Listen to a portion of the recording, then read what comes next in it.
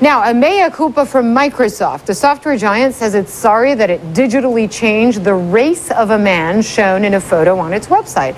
Errol Barnett joins us now to explain. What are we talking about here? What's this ad? Photoshop mess, Hala. Here's the deal. On Microsoft's website in the United States, they have a promotional image, people in a boardroom. I have it for you now. You can take a look at this.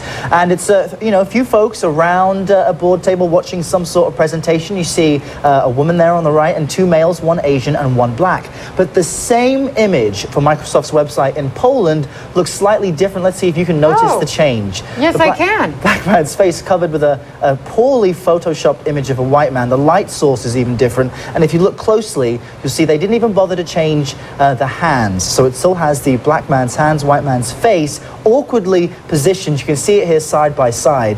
Microsoft did this recently, and it was people online that really kicked up a lot of dust, calling them out on what was being called a very messy Photoshop job. So Microsoft is apologizing. Of course they've apologized, only after people online have linked to this. They've changed the picture back to the original in Poland.